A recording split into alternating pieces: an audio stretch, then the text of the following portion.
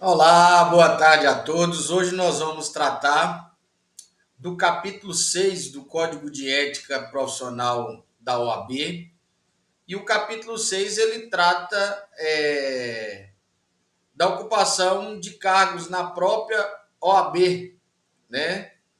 Do exercício de cargos e funções na OAB e na representação de classe. São os artigos 31, 32, 33 e 34, ou seja, dos artigos 31 ao artigo 34. Capítulo 6, portanto. Vamos analisar aí, então, o artigo 31 para ver o que nos diz aí o artigo 31.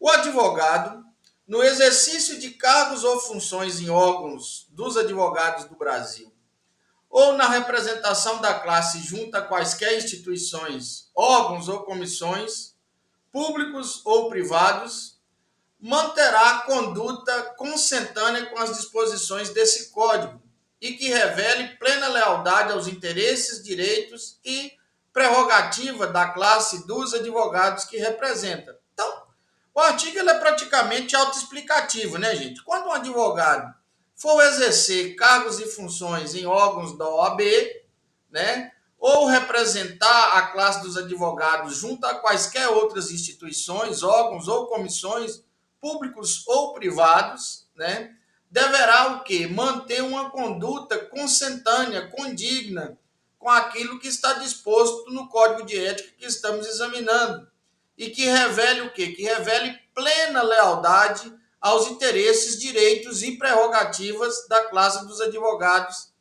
que representa. Então é isso aí que diz para nós o artigo 31 da OAB. Vamos ver então na sequência o que nos diz o artigo 32. Não poderá o advogado, enquanto exercer cargos ou funções em órgãos da OAB, ou representar a classe junto a quaisquer instituições, órgãos ou comissões públicos ou privados, firmar contrato oneroso de prestação de serviço ou fornecimento de produtos com tais entidades, nem adquirir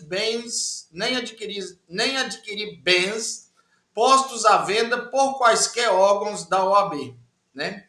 Então, o advogado, enquanto ele estiver exercendo cargos e funções em órgãos da OAB, ou então representar a classe advocatícia junto a quaisquer instituições, órgãos, comissões, sejam eles públicos ou privados, né?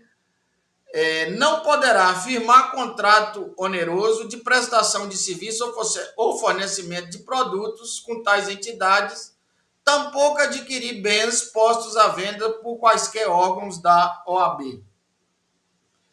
Artigo 33. Salvo em causa própria, não poderá o advogado, enquanto exercer cargos ou funções em órgãos da OAB, ou tiver assento em qualquer condição nos seus conselhos, atuar em processos que tramitem perante a entidade, nem oferecer pareceres destinados a instruí-los, né?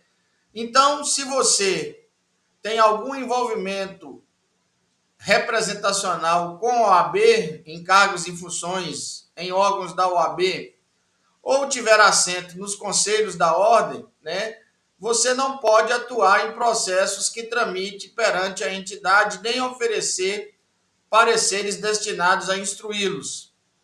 Parágrafo único do artigo 33. A vedação estabelecida nesse artigo não se aplica aos dirigentes de seccionais quando atuem nessa qualidade como legitimados a recorrer nos processos em trâmites perante o órgão da OAB.